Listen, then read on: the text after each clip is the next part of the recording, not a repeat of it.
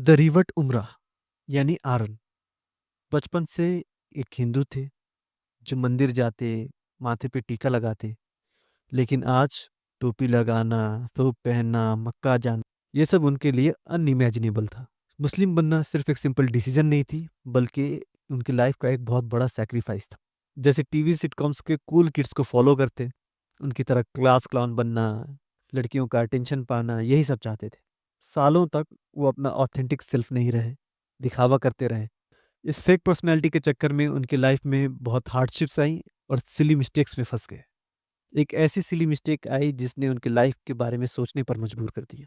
वो एक ऐसे पॉइंट पे पहुंच गए, उनको पता नहीं था कि वो यहाँ क्यों हैं, सुबह उठने का क्या मतलब है, और क्या वो सिर्फ एक जगह की बर्बादी है। फिर एक दिन वो फैसला करते हैं कि उन्हें उनका पर्पस ढूंढना है, एक रीजन फॉर एग्जिस्टेंस ढूंढने का। मैं यहाँ क्यों हूँ, ये उनका पहला सवाल था। इसके जवाब की तलाश में वो रिलीजन तक पहुंच गए, क्योंकि रिलीजन ही इस सवाल का जवाब देती है। उस वक्त तक वो एथीस्ट बन चुके थे, किसी भी चीज पर बिलीव नहीं करते थे। फिर सिक्स्थ फॉर्म के दौरान इनके दो दोस्त बने, एक क्रिश्चियन और एक मुस्लिम। दोनों से इनकी बहस होती रहती और ये उन दोनों से कहते हैं कि तुम्हारा बिलीफ नॉनसेंस है।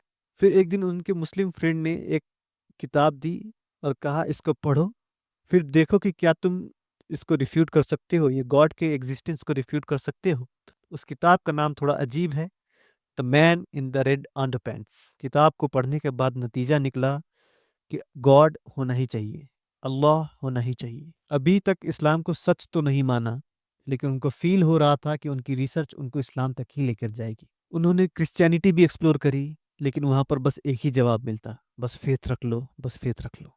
ट्रिनिटी जैसे कॉन्सेप्ट को बस मिस्ट्री कहकर टाल देते और उसका कोई लॉजिकल जवाब नहीं देते। इससे उनके बिलीफ को सेटिस्फैक्शन नहीं मिली।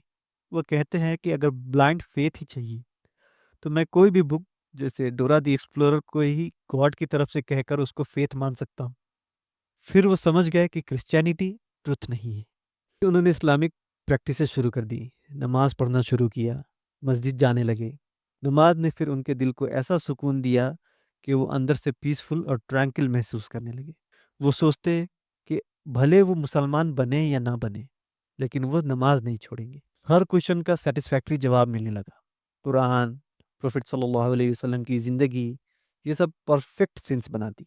लेकिन एक आखिरी पड़ाव बाकी था, अपने पेरेंट्स को कॉन्फ्रंट करना। अब वो जान चुके थे कि इस्लाम सच है, लेकिन डरते थे अपने पेरेंट्स को डिसअपॉइंट करने से, और उन पर कल्चरल प्रेशर भी थी। फिर एक दिन उनको एक पावरफुल ख्याल आई कि अगर कोई माँ बाप कोई गलती कर रहा हो, जैसे बहुत बड़ी गलतियाँ, तो क्या हम ये चाहेंगे कि उनका बच्चा भी उसी को फॉलो करे, या फिर हम ये चाहेंगे कि उनका बच्चा आगे सुधर जाए, बेशक उस बुराई से दूर रहे। फिर इस तरह उन्होंने सच को अपने माँ बाप के प्यार से अलग किया और याद किया इब्राहिम अलैहिस्सलाम की कौम को, जो कहते थे कि हम भी वही फॉलो करते हैं जो हमारे बाप दादा फॉलो करते हैं। फिर वो समझ गए कि उनके पेरेंट्स भी वही कर रहे हैं, बस अपने बाप दादा को फॉलो कर रहे हैं। फिर उन्होंने फैसला कर लिया। डर भी था कि कल शायद वो जिंदा ना रहे। अपने दोस्तों को कॉल करके जल्द से जल्द बुलाया, फिर एक पार्क की बेंच पर बैठ के शहादा ले ली। वो कहते हैं कि शहादा लेना सिर्फ सफर की एक शुरुआत थी। इसके बाद कई मुश्किलात आई, जैसे इस्लाम पर कायम रहना, अल्लाह से रिश्ता बनाना और खुद को डेवलप करना। वो कहते हैं कि माथे पर लाल टीके से लेकर माथा जमीन में गिराने तक का सफर, इसके लिए वो बहुत ग्रेटफुल है। वो कहते हैं मुस्लिम बनना उनकी लाइफ का बेस्ट डिसीजन है।